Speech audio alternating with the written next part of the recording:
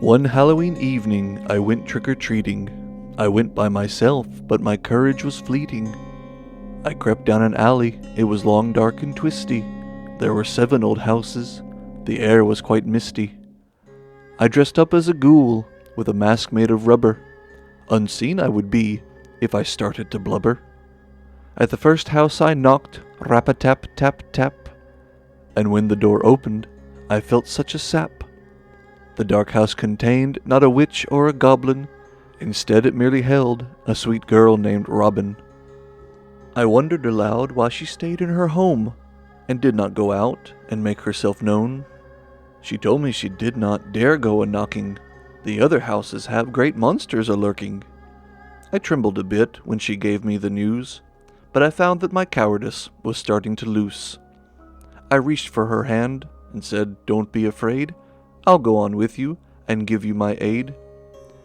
She smiled as she ran back inside of her house, and soon she returned, dressed up as a mouse. We walked down her street and held our hands tight, and soon after we came to the next house of fright. We knocked on the door with rap-a-tap-taps, and soon as it opened, we felt like poor saps.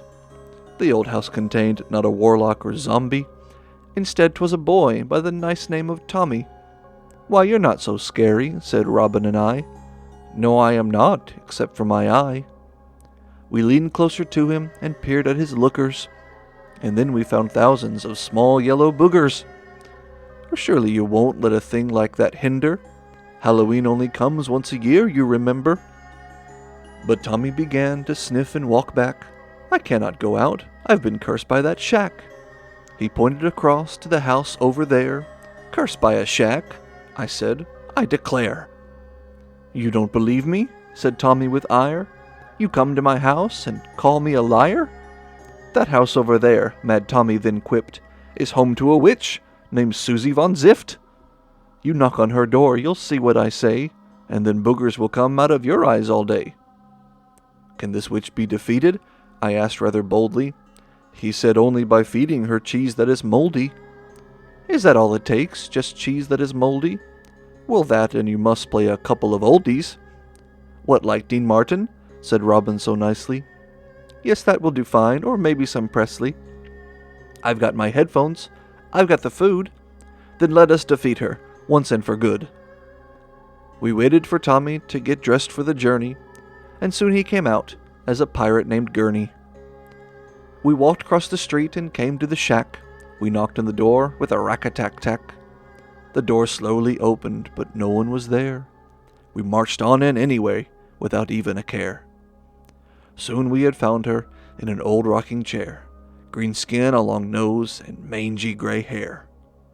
We placed on her ears the headphones, and then we turned on the music, jailhouse rock for the win.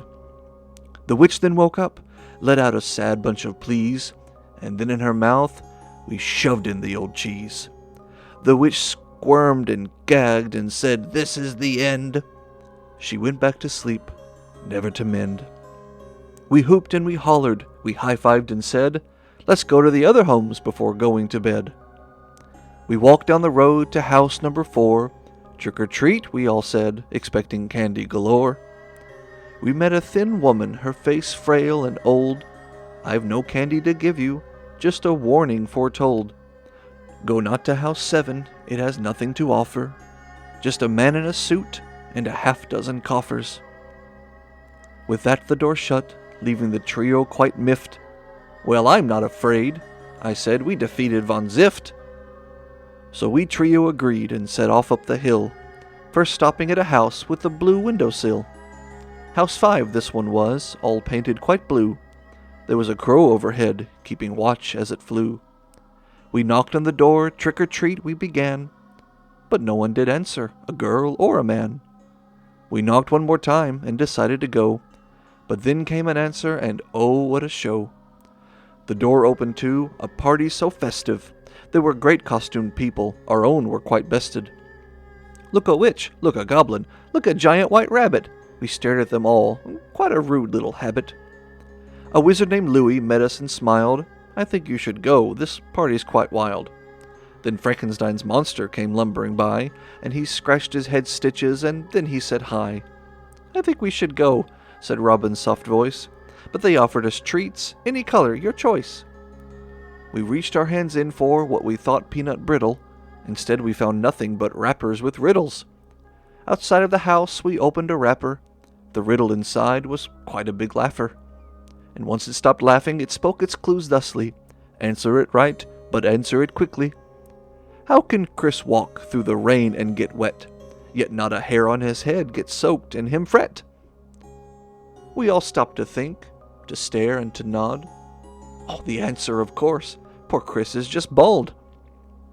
For answering it right, the rapper did say, "I'll give you a clue, then go on my way. Go not to the 7th house, for there you would find nothing but sorrow and a box made of pine." "I am not scared," I said as they twitched. "We answered the riddle, we defeated the witch. But maybe let's go to the 6th house first, and then we will go to the house that's the worst." The 6th house was actually a church with a steeple. Surely there must be some treat-giving people.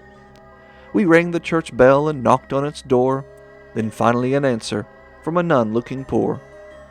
"I've no candy to give, but please enter in. This night is not safe for you and your kin." The nun gave us water, but no candy or food.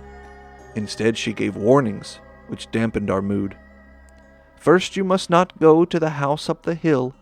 That place is so haunted, regret it you will. If you must go, then please take the path that I say. Go down the road first, then turn left on your way. You'll find an old shack with a witch-colored green. She looks kind of scary, but she's really not mean. Tell her you're going to the house on the hill, and she'll give you a spell that will keep you quite well. Without it, I fear you do not have a prayer. That house is a bad place. It is an evil old lair." She patted our heads and led us outside, and we looked at each other, and Tommy started to cry. "Well, I am not scared," I said, "don't you know? I'll go to that house, and I'll take down that foe." My friends stood in silence. They followed me not. I marched to that house, and then I did knock. The door creaked on open. I quickly marched in, and I was not scared. I knew I would win. I defeated the witch. I answered the riddle. This was no challenge. 'Twas hardly a quibble. "Come out, you great villain," is what I had said. But that was the last thing which I ever did. One Halloween evening I went trick-or-treating. I went by myself, but my courage was fleeting. I started my journey, afraid I would blubber.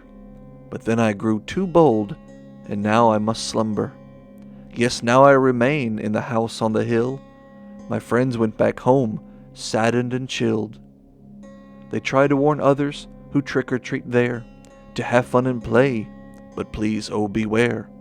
If riddles you get, and counsel you find, that warns you don't go to this house of mine, please listen well, and follow their heed, or you might end up like this ghost indeed.